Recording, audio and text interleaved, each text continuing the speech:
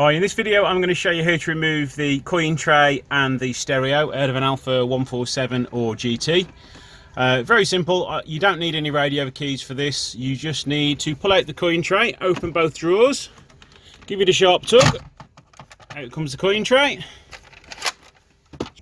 To remove the stereo, put your hand behind and give a firm pull.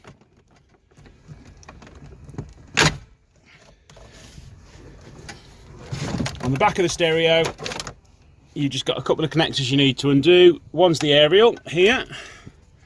The other one is for the radio controls. Pull the tabs each side. To remove the connectors for these, they can be a little tough sometimes, so just push them in with the screwdriver and then just wiggle them out. To refit the stereo, push it in, make sure it's nice and flat until it clicks in. To refit the coin tray, make sure that both icons are facing down. Push it most of the way in and then a short tap on either side and in it goes. Now to remove the heater controls, you've just got two connections in here. Some two little H3 Allen keys.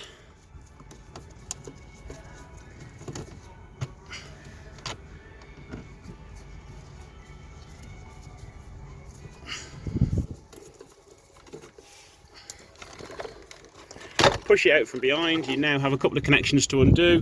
One here, push the tab down. On the other side, push the tab in and pull that down, out it comes. And the last one, just lift the tab up there and out it'll pop. That's the temperature sensor, if you ever need to change that. If you are fitting a different version of this out of another car, you will need to do a proxy alignment on the vehicle.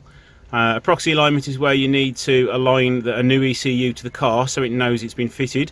If you don't do this, your mileage will flash at you. And there you go. Thanks for watching. Please like and subscribe.